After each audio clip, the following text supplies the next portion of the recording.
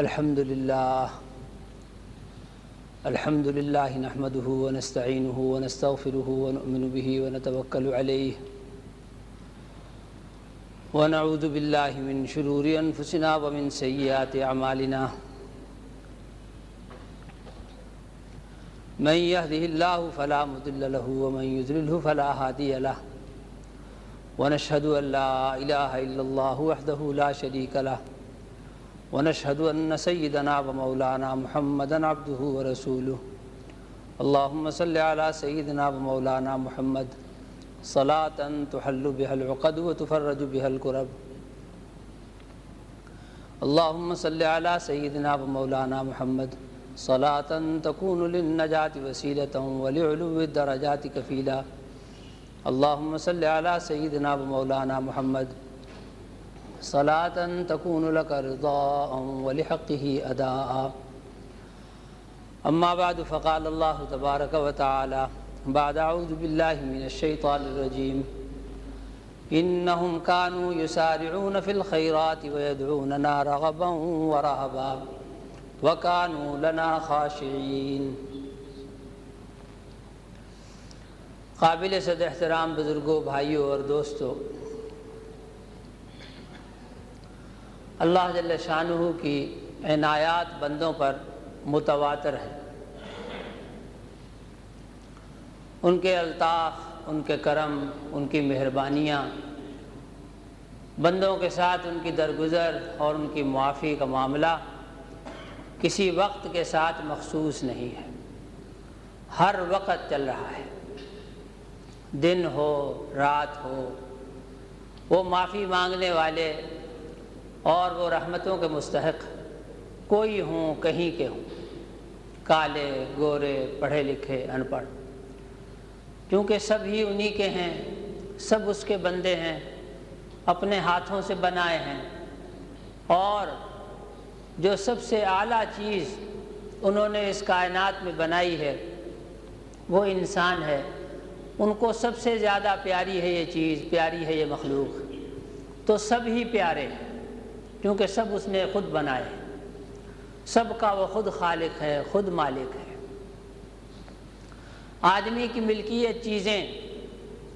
بات کو سمجھانے کے لیے اور سمجھ کے قریب لانے کے لیے عرض کرتا ہوں کہ خواہ کتنا ہی بڑا آدمی کیوں نہ ہو اور اس کی ملکیت میں چیزیں کتنی ہی زیادہ کیوں نہ ہو جائیں، لیکن اسے اپنی چھوٹی سے چھوٹی چیز کا دھیان بھی ہوتا ہے، اس سے محبت بھی ہوتی ہے، اس کی وہ نگہبانی بھی کرتا ہے کہ کہیں گم نہ ہو جائے، ضائع نہ ہو جائے، خراب نہ ہو جائے، اور اگر کہیں کسی اس چیز کو نقصان پہنچ جائے تو اسے اس کا صدمہ بھی ہوتا ہے۔ غرضے کہ چھوٹی سے چھوٹی چیز کی طرف دھیان بھی، تعلق بھی، محبت بھی، اس کی نگہبانی بھی۔ اور پھر بندے چونکہ ناقص ہیں اپنی پیدائش میں، فطرت میں، اللہ تو کمال والی ذات ہے، وہ سب ذاتوں میں سب سے زیادہ کامل، اور جس کسی کے پاس جو کمال ہے وہ اسی کا عطا کردہ ہے۔ وہ اپنی کسی مخلوق کو، کسی بندے کو کیسے بھول سکتا ہے؟ نہ اس کی نگہبانی سے غافل ہے، نہ اس کے ساتھ اسے محبت میں کوئی کمی ہے، اور نہ وہ ان کی ضرورتوں سے غافل ہے، اور نہ وہ ان پر عنایات اور رحمتیں کرنے میں کوئی بخل کرتا ہے۔ ماں ہوتی ہے نا، ماں، اس کے بہت سے بیٹے ہوں فرض کیجئے، ہوتے ہیں، اور سب برابر نہیں ہوتے، نیکی میں، صلہ رحمی میں، کام کاج میں، دماغی استعداد اور لیاقت میں، پڑھنے لکھنے میں، قابل ہونے میں، سب برابر نہیں ہوتے، اور خصوصیت کے ساتھ ماں کا ادب اور احترام کرنے میں سب برابر نہیں ہوتے۔ اور اللہ معاف فرمائے، بعضے تو ایسے ہوں جو بالکل قطعی طور پہ نافرمان، اور ماں کی فرمانبرداری تو کیا کریں گے، اس کی خدمت تو کیا کریں گے، الٹا بیچارے اس کے لیے پریشانی لانے کا باعث، اس کے لیے بدنامی لانے کا باعث، اس کے لیے روزانہ محلے سے، گلی سے، شہر سے طعنے اور گالی اور ملامت لانے کا باعث ایسے بیٹے بھی ہوں، لیکن ماں وہ اللہ کی رحمت کا ایک پرتو ہے دنیا میں، عکس ہے اس کا، اس سے سمجھی جا سکتی ہے اللہ کو اپنے بندے سے کتنی محبت ہو سکتی ہے، وہ کتنا ہی نافرمان کیوں نہ ہو، اس میں عیب 5 ہوں یا 7 ہوں یا 10 ہوں، یہ روئے زمین کے بھراؤ کی بقدر ہی کیوں نہ عیب ہوں، لیکن ماں سے جو پوچھا جائے کہ ہاں ماں وہ سنا عبدالرؤف کا کیسا، وہ جانتی ہے کہ یہ بھی جانتا ہے وہ کس درجہ برا ہے اور کون کون سی برائیوں میں مبتلا ہے، لیکن جب بھی نام لے گی محبت سے ہی لے گی کہ ہاں بس وہ ایسا ہی ہے، لیکن اللہ اس کو ہدایت دے، کہ تو اس کے ساتھ ناراض نہیں ہو سکتی، تو اسے غصہ نہیں ہوتی کہ ہاں بتیرا کچھ کرتی ہوں، تو پھر دفع کرو جو ایسا کرتا ہے، تو کہا کیسے کروں دفع، میں ماں ہوں، میں اسے دفع نہیں کر سکتی۔ اور اللہ کے یہاں ہر بندے کے لیے، اللہ کے یہاں ہر بندے کے لیے 70 ماؤں سے بھی زیادہ محبت ہے، پیار ہے۔ وہ ماں اگر 70 عیبوں کے باوجود اسے دفع نہیں کر سکتی تو اللہ اس کے شایان شان یہ ہے، اور معاملہ بھی ان کا بندوں کے ساتھ یہی ہے کہ ہزارہا عیوب کے باوجود وہ انہیں دفع نہیں کرتے، 1000 دفعہ توبہ کرنے اور پھر توڑ دینے کے باوجود اس سے نفرت نہیں کرتے اور اسے بھگاتے نہیں، اسے دفع نہیں کرتے کہ جا چلا جا، نکل جا یہاں سے، ایسا نہیں، اس سے بدستور محبت کرتے رہتے ہیں اور اس کے لیے واپسی کا راستہ کھلا رکھتے ہیں، اس کے لیے واپسی کا راستہ کھلا رکھتے ہیں اور اس کے لیے آواز اور پکار پھر بھی اس تک پہنچاتے رہتے ہیں کہ آج بھی تیرا رب تجھ سے محبت کرتا ہے، اور اگر تو معافی مانگے تو وہ تجھے معاف کر دے گا، اگر تو مغفرت چاہے تو وہ تیری مغفرت کر دے گا، اور اگر تو مشکلات سے نجات چاہے تو وہ تیری مشکلوں کو آسان کر دے گا، کہ پچھلی سب معاف کہ ہاں سب معاف کر دے گا۔ وہ بار بار پھر بھی پیغام پہنچاتے رہتے ہیں، پیغام پہنچاتے رہتے ہیں، ہر دن میں 5 دفعہ ہر مسلمان کی طرف حی علی الفلاح، حی علی الفلاح۔ مؤذنین ان کو مسجدوں کی انتظامیہ مقرر نہیں کرتی، ظاہر میں سبب تو یہی ہے، لیکن یہ رب کا پیغام ہے، زمین کے بنانے والے کا نظام، زمین کا نظام چلانے کے لیے یہ اصل میں اللہ کی طرف سے پکارتے ہیں کہ تمہارے رب کا تمہارے لیے پیغام یہ ہے، آؤ کامیابی کی طرف،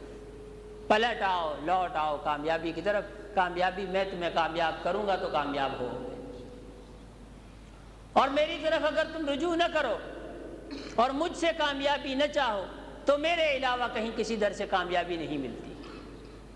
میرا در چھوڑ کے کہیں اور سے اگر تم کامیابی چاہو تو بھولے ہوئے ہو، خسارے میں ہو، خواہ سر پھوڑو گے، سر توڑو گے، اور محنت مشقت رائیگاں جائے گی ساری کی ساری۔ اللہ کی عنایات بندوں پر متواتر اور ان کی محبت، ان کے الطاف، ان کی مہربانیاں مسلسل متواتر۔ میں نے عرض کیا کہ کوئی دن ایسا نہیں اور کوئی رات ایسی نہیں، دن رات میں کوئی لمحہ قیامت کی صبح تک ایسا نہیں کہ جب یہ کہا جائے کہ ان کا در اس وقت بند ہوتا ہے۔ ان کا در وہی ایک در ہے جو ہر وقت کھلا ہے اور ہر ایک کے لیے کھلا ہے۔ بہت برے سے برا جو کہیں کسی کو، اللہ کی پناہ، اللہ کی پناہ، زانی کہہ لیجئے، شرابی کہہ لیجئے، جواری کہہ لیجئے، سود خور کہہ لیجئے، حرام خور کہہ لیجئے، غرضے چور کہہ لیجئے، ڈاکو کہہ لیجئے، قاتل کہہ لیجئے، کچھ بھی کہہ لیجئے۔ میں نے عرض کیا زمین و آسمان کے بھراؤ کی بقدر عیوب والا کہہ لیجئے کہ اس کے لیے دروازہ بند ہے، اس کے لیے بھی دروازہ بند نہیں ہے، اور کسی وقت بند نہیں ہے۔ جب بندش کا وقت ہے تو وہ پہلے سے مقرر ہے کہ قیامت کی صبح تک کھلا ہے، اور پھر اس کے بعد بند ہے۔ اور بندے کے لیے، بندے کا اپنا ذاتی معاملہ، سو ان اللہ یقبل توبۃ العبد ما لم یغرر، اللہ بندے کی توبہ اس وقت تک قبول فرماتے رہتے ہیں، قبول کرتے رہتے ہیں جب تک وہ نزع کا عالم اس پر شروع نہ ہو جائے۔ موت کی آمد اور موت کے فرشتے اس کے جسم سے جان علیحدہ کرنے کا عمل جب تک نہ شروع کر دیں، جان نکلنا جب تک جسم سے شروع نہ ہو جائے، اس وقت تک اس کی توبہ مقبول ہے اور اللہ اس کی بات سنتے رہتے ہیں اور اس کے پاس واپسی کا راستہ کھلا ہے۔ اسی واسطے سیدنا علی رضی اللہ تعالی عنہ کا ارشاد ہے کہ من مات فقد قامت قیامتہ، جو آدمی مر گیا اس کی تو گویا قیامت قائم ہو گئی۔ وہ بڑی قیامت، قیامت کبریٰ، وہ تو ان لوگوں کے لیے ہے جو آخر میں آئیں گے۔ اس مہلت کو اپنے لیے مت جانو، تمہاری مہلت تو اسی وقت تک ہے جب تک وہ فرشتے نہیں آ جاتے اور وہ جسم سے جان علیحدہ کرنے کا عمل شروع نہیں کر دیتے، اور جو ہی انہوں نے شروع کر دیا تمہاری مہلت تو ختم ہے۔ باقی جو اس وقت تک مہلت پائیں گے، لوگ آتے رہیں گے جاتے رہیں گے، وہ ان کے لیے ہے۔ تم تو اس قریبی مدت کو سامنے رکھ کے تیاری شروع کرو، تم تو اس قریبی مدت کو کہ جانیے کب آ جائیں وہ، اور اپنا کام مقرر وقت میں شروع کریں گے جو اللہ نے ان کو وقت مقرر دیا ہے۔ ہاں، وقت مقرر، آج اسی وقت مقرر کے حوالے سے بات عرض کرنی ہے مختصر سے۔ 15ویں شب شعبان کی،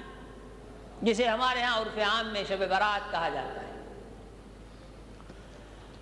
اسی ہفتے میں واقع ہو رہی ہے، اور حدیث پاک میں جناب رسول اللہ صلی اللہ علیہ وسلم نے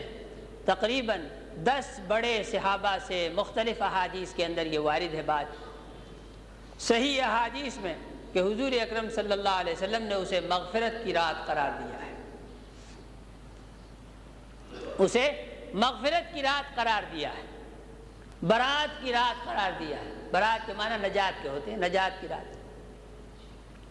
اسے لیلۃ الصف بھی کہتے ہیں۔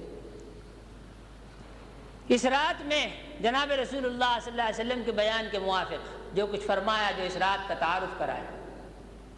فرمایا اس رات میں ملائکہ کے سپرد ہو جاتے ہیں کام،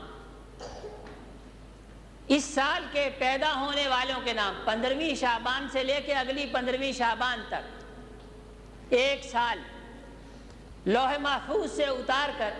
جن فرشتوں کے ذمہ ہیں جو جو کام، ان کام کی جماعتوں اور فرشتوں کے سپرد کر دیے جاتے ہیں، اوراق، فہرستیں، لسٹیں ان کے سپرد کر دی جاتی کہ ان لوگوں کو فلاں فلاں اوقات میں واپس لانا ہے، اور ان لوگوں کو فلاں فلاں اوقات میں فلاں فلاں جگہوں پر ان کو چھوڑ کے آنا ہے۔ پیدا ہونے والے اور مرنے والے دونوں کی فہرست ہے۔ فرمایا محدثین نے، تابعین نے، کہ ایک آدمی، روایت مرسل ہے، فرمایا کہ ایک آدمی باغ لگا رہا ہوتا ہے، اور ایک آدمی منگنی کر رہا ہوتا ہے اور شادی کی تیاریوں میں مگن ہوتا ہے، مشغول ہوتا ہے، اور ایک آدمی پلاٹ خرید رہا ہوتا ہے اور مکان کی تعمیر شروع کر رہا ہوتا ہے، درا حال ہے کہ اس کا نام مردوں کی فہرست میں دیا جا چکا کہ اس سال میں اسے لے آؤ، اس سال میں اسے فلاں وقت میں واپس لاؤ۔ بندوں کے اعمال تفصیلی طور پر اسی رات میں اٹھائے جاتے ہیں، یعنی رب کے ہاں پیش کیے جاتے ہیں۔ خود جناب رسول اللہ صلی اللہ علیہ وسلم سے حضرت اسامہ رضی اللہ عنہ نے عرض کیا، یا رسول اللہ، آپ شعبان میں جتنی کثرت سے روزے رکھتے ہیں، نفلی روزے، شعبان میں جتنی کثرت سے روزے رکھتے ہیں، اتنے اور کسی مہینے میں نفلی روزے نہیں رکھتے، اس کی کیا وجہ ہے؟ فرمایا کہ ہاں، میں شعبان میں کثرت سے روزے رکھتا ہوں۔ فرمایا کہ لوگ اس مہینے کی عظمت سے غافل ہیں جو رجب اور رمضان کے درمیان ہے، یعنی یہ شعبان کا مہینہ جس میں سے ہم گزر ہیں، فرمایا لوگ اس کی عظمت سے غافل ہیں،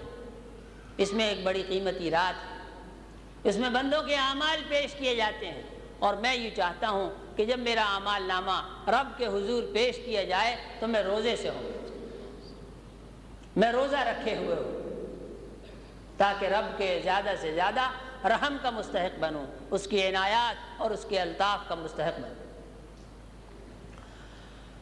تو عرض کر رہا تھا کہ مقررہ وقت پر لانے کے لیے بھائی اس رات میں اوقات مقرر کیے جاتے ہیں، اور یوں تو جیسے میں نے پہلی بات عرض کی کہ کوئی دن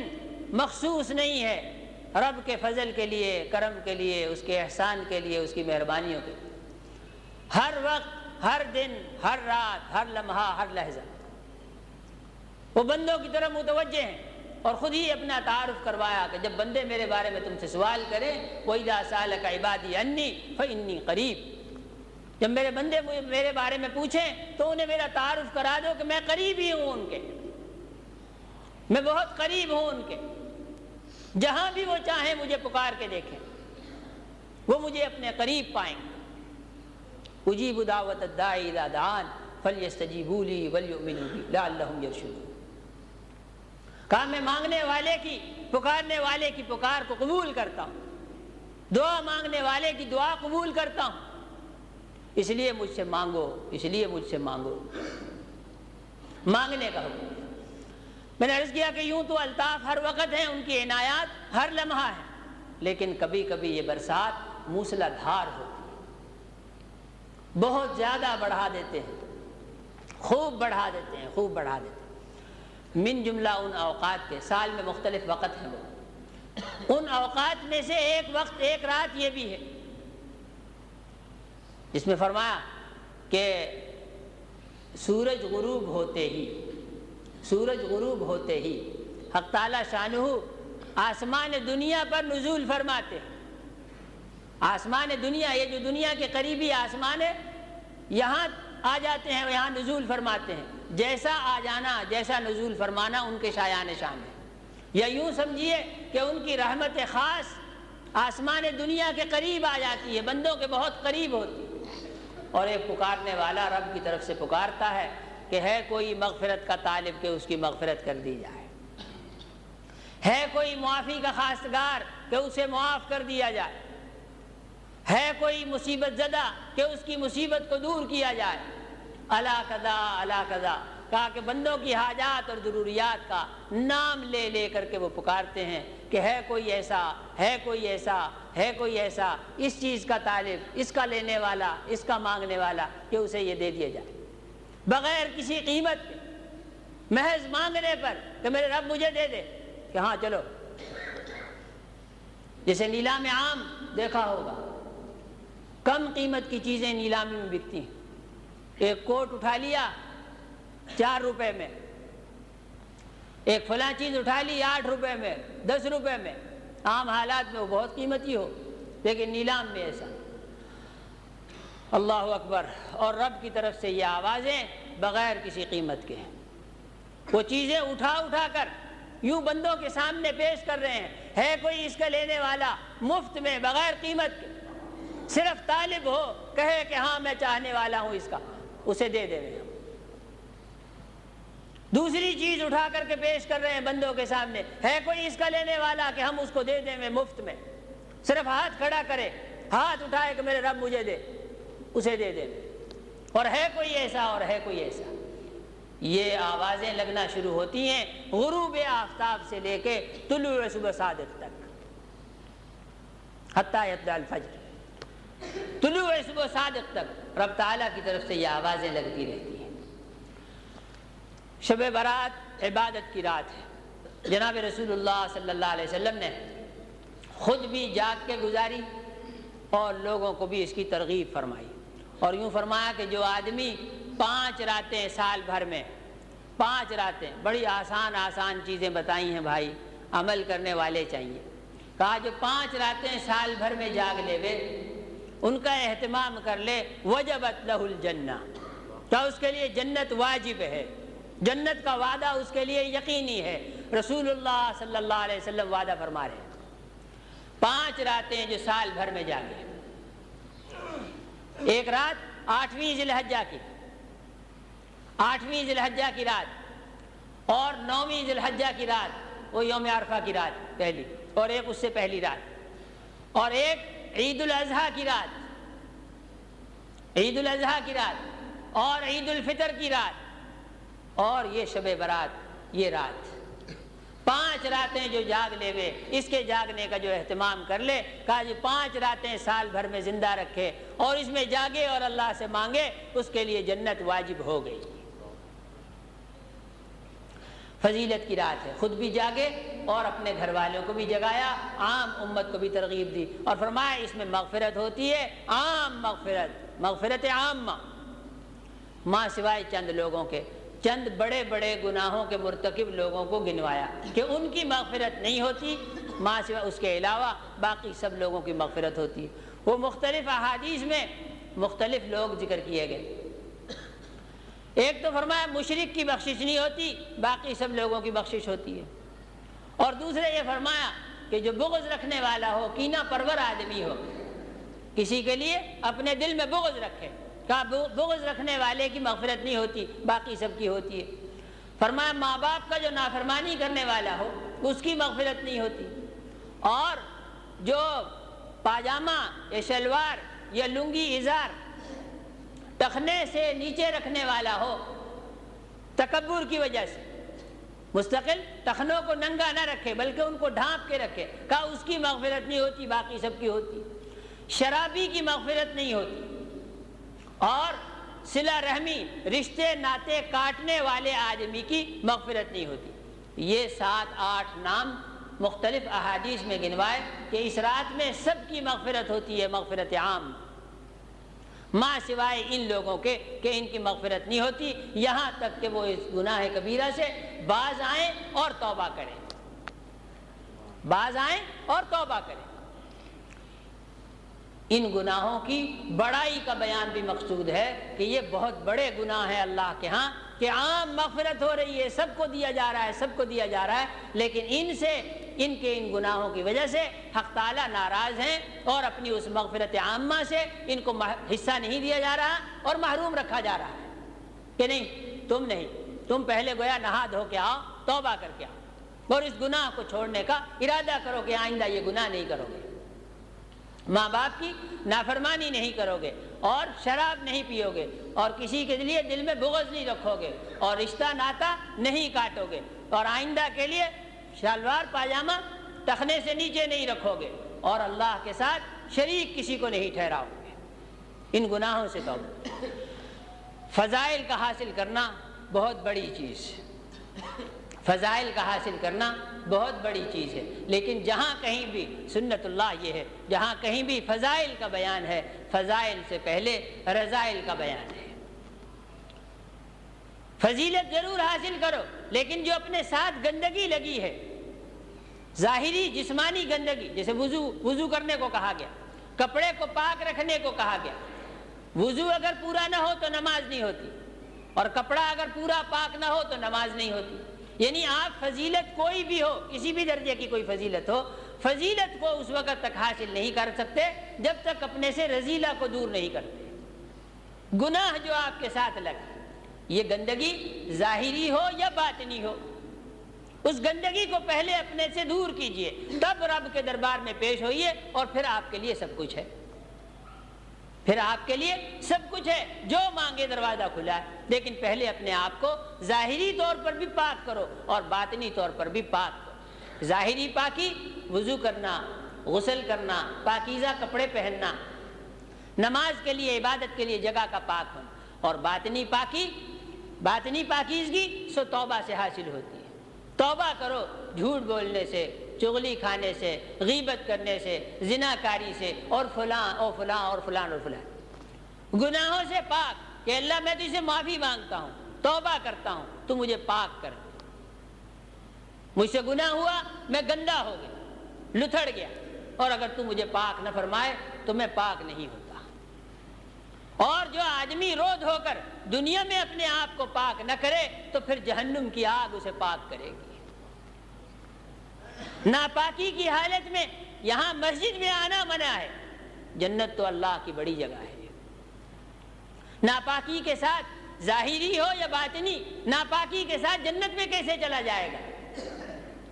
جنت میں نہیں جا سکتا، سجدے تک نہیں جانے کی اجازت، ناپاکی کی حالت میں سجدے تک جانے کی اجازت نہیں ہے، مسجد میں آنے کی اجازت نہیں ہے، قرآن مجید کو چھونے کی اجازت نہیں ہے۔ یہی پاک ہونا مرنے سے پہلے پہلے، اور مشکل نہیں ہے، مشکل نہیں ہے۔ مشکل اس وقت تک ہوتا ہے کوئی کام جب تک آدمی ارادہ نہ کرے اور اس کو مشکل سمجھتا رہے، اور جب اس کی مشکل کو آسان سمجھ لیا کہ دیکھیں گے کیا ہو، ارادہ کر لیا، تو پھر اس کے بعد کوئی مشکل نہیں ہے۔ اللہ نے بندہ مومن کی آنکھ سے نکلے ہوئے آنسو، اس کی بڑی قیمت رکھی ہے، بڑے وقیع ہیں اللہ کے ہاں اور بڑے عظیم ہیں۔ فرمایا کہ وہ دو آنسو جو مومن کی آنکھ سے نکلے اللہ کے خوف کی وجہ سے، پوری جہنم کی بھڑکتی ہوئی آگ کو اس کو بجھا دینے کے لیے کافی، کسی چیز سے وہ نہیں بجھتی، دنیا کی کوئی طاقت، کوئی چیز اسے نہیں ہے جو بجھا سکے، ماں سوائے اس خوف کے آنسو کے جو ایک قطرہ ہی کیوں نہ ہو، اور وہ قطرہ مکھی کے سر کے برابر ہی کیوں نہ ہو۔ جناب حضرت بکر صدیق رضی اللہ عنہ نے تعلیم فرمائی اور بندوں کو یوں فرمایا کہ دیکھو اللہ کو رونا بہت پسند ہے، اللہ کو رونا بہت پسند ہے، رو اللہ کے سامنے، فَلْيَضْحَكُوا قَلِيلًا وَلْيَبْكُوا كَثِيرًا۔ صاف صریح حکم دیا، ہنسا تھوڑا ہنسا کرو، تھوڑا ہنسا کرو اور زیادہ رویا کرو، زیادہ رویا کرو۔ وہ زکریہ علیہ السلام کو بیٹا دیا اللہ نے بڑھاپے میں، یحییٰ علیہ السلام، بڑھاپے اب ساری زندگی یوں گزر گئی، بیٹا دیا آخر میں معجزاتی طور پر کہ ایسی عمر میں عموماً اولاد نہیں ہوتی، نہ عورت کے ہاں نہ مرد کے ہاں، لیکن اللہ کو جو منظور ہو وہ ہو کے رہے۔ خیر معجزاتی انداز کا بیٹا اور مستقبل میں ہونے والا نبی، آزمائش، شکایت کی ایک دن اللہ کے حضور کہ اللہ یہ تو نے نعمت دی، یہ آنکھوں کی ٹھنڈک دی، اور میری بڑی پرانی دعا تو نے مستجاب کی، قبول کی، تیرا بہت شکریہ، لیکن یہ روتا بہت ہے، تنگ بہت کرے ہے۔ یحییٰ کہ روتا بہت ہے، تنگ بہت کرتا ہے، چپ ہی نہیں ہوتا۔ تو رب تعالیٰ نے مہربانی سے فرمایا کہ زکریا ہمیں تو رونے والے بہت پسند ہیں، ہمیں تو رونے والے بہت پسند ہیں، ہاں تو بھائی رونے والے پسند ہیں۔ فرمایا تو بکر صدیق رضی اللہ عنہ فرمایا من لم یبکی فلیتباکی، اور دوسرے موقع فرمایا ان لم تبکو فتباکو، اور رونا نہیں آتا اللہ کے سامنے دعا مانگتے ہوئے، تنہا ہو جاؤ، تنہا ہو جاؤ، تنہائی میں جہاں کوئی نہ دیکھے، صرف تمہارے اور تمہارے رب کے درمیان معاملہ ہو، رونا نہ آئے تو رونی صورت بناؤ، رونی صورت بناؤ، رونی صورت بناؤ، اس پر بھی اللہ کو بہت پیار آتا ہے اور بہت رحم آتا ہے، اور پھر مانگو اللہ سے جو کچھ مانگنے کا ہے۔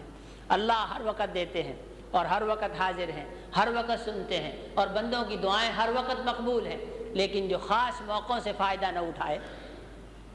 خاص موقعوں سے بھی فائدہ نہ اٹھائے تو وہ آدمی محروم ہے۔ بھائی یہ جو آواز میں نے رب تعالیٰ کی طرف سے عرض کی، یہ ہر رات میں لگتی ہے،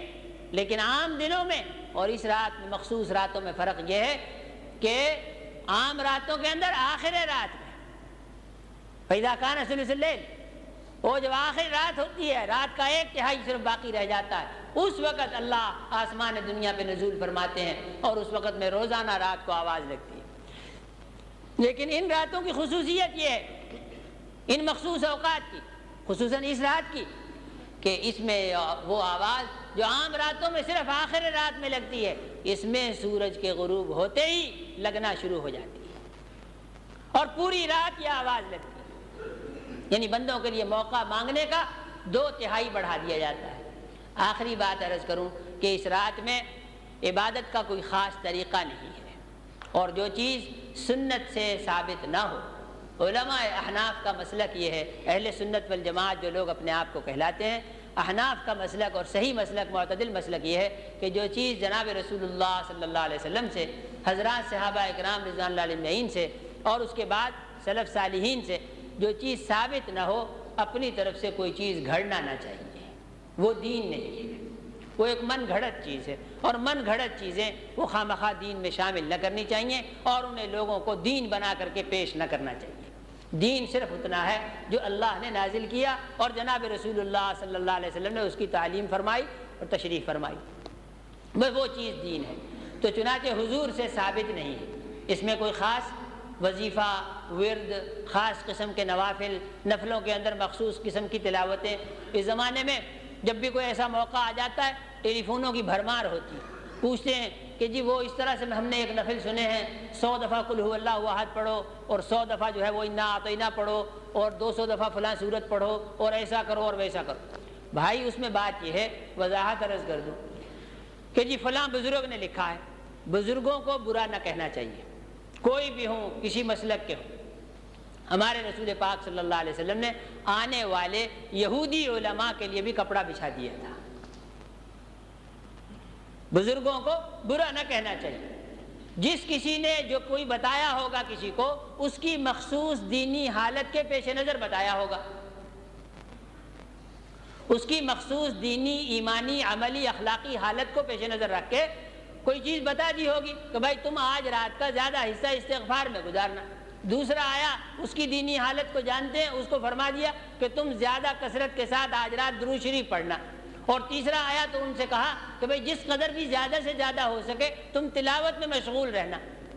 جیسی کسی کی دینی حالت دیکھی اور اس کے مناسب حال جو عمل مناسب سمجھا اس کے لیے تجویز کر دیا، وہ اس کے لیے خاص تجویز تھی، اور اسے عام کرنا سو مناسب نہیں۔ اسے عام کرنا یا سب پر لاگو کرنا، سب کے لیے واجب بنانا اور فرض بنانا سو مناسب نہیں۔ اسی طرح سے مسجدوں کے اندر اجتماع کرنا اس موقع پر علماء احناف کے اور اہل سنت والجماعت کے مسلک کے خلاف ہے، کہیں نہیں لکھا ہوا کسی کتاب میں، بلکہ اس کی مخالفت لکھی ہے۔ حضرت مجدد صاحب رحمۃ اللہ علیہ نے بھی اس کو منع فرمایا۔ قریب کے زمانے میں حضرت شیخ نظام الدین اولیاء رحمۃ اللہ علیہ، جو اس زمانے کے بہت بڑے عالم بھی تھے اور بڑے صاحب کشف اور صاحب ولایت، انہوں نے بھی منع فرمایا، اور فرمایا کہ آدمی کا اپنے گھر میں ایک پارہ قرآن پاک پڑھ لینا اس رات میں یہ زیادہ افضل ہے، فضیلت والا ہے، بنسبت اس کے کہ مسجد میں جا کے پورا قرآن ختم کرے۔ یہ حضرت نظام الدین اولیاء رحمۃ اللہ علیہ کا مقولہ نقل کر رہا ہوں آپ کو۔ تو اس لیے مسجدوں میں اجتماع نہیں بھائی، ثابت نہیں ہے۔ قبرستان میں جانا جناب رسول اللہ صلی اللہ علیہ وسلم سے ثابت ہے، حضرت عائشہ رضی اللہ عنہا کی روایت ہے کہ قبرستان میں تشریف لے گئے، لیکن قبرستان جانے کے لیے لاؤڈ سپیکر استعمال کرنا، جماعتیں بنانا، جتھے جتھے وہاں جانا اور وہاں قبرستان میں جا کر کے ہنگامہ کرنا، سو یہ ثابت نہیں ہے جناب رسول اللہ صلی اللہ علیہ وسلم سے۔ صرف اکیلے تشریف لے گئے تھے۔ صاف صریح حدیث کی کتابوں کے اندر، کتنی ہی کتابوں کے اندر یہ روایت ہے، اور کسی روایت کے اندر یہ نہیں ہے کہ رسول پاک صلی اللہ علیہ وسلم کے ساتھ ایک آدمی بھی تھا۔ حضرت عائشہ پیچھے گئی ہیں اور جا کر کے دیکھا کہ وہاں سجدے میں پڑے ہوئے اور دعا فرما رہے ہیں، اور فرمایا کہ جبریل امین آئے تھے اور اس رات کی فضیلت سے انہوں نے مجھے آگاہ کیا، اور یہ فرمایا کہ اللہ جل شانہ اس میں بہت بے شمار مغفرت فرماتے، بنی کلب کی بکریوں کے بالوں سے بھی زیادہ، بنی کلب کی بکریوں کے بالوں سے بھی زیادہ کثرت کو بتانا مقصود ہے۔ اس کے علاوہ 10 احادیث اور ہیں اس باب میں، جس میں سب میں مضمون واحد ہے، سب کا خلاصہ ایک ہے کہ کثرت، مغفرت عامہ بہت کثیر تعداد میں مغفرت ہوتی ہے۔ اس کے ساتھ جس میں نے عرض کیا کہ مغفرت عبادت کا کوئی خاص طریقہ نہیں، اور ابتدا توبہ سے ہونی چاہیے۔ جیسے ظاہری پاکیزگی حاصل کی، ایسے ہی باطنی پاکیزگی بھی اللہ جل شانہ مجھے آپ کو سب کو عمل کی توفیق عطا فرمائے۔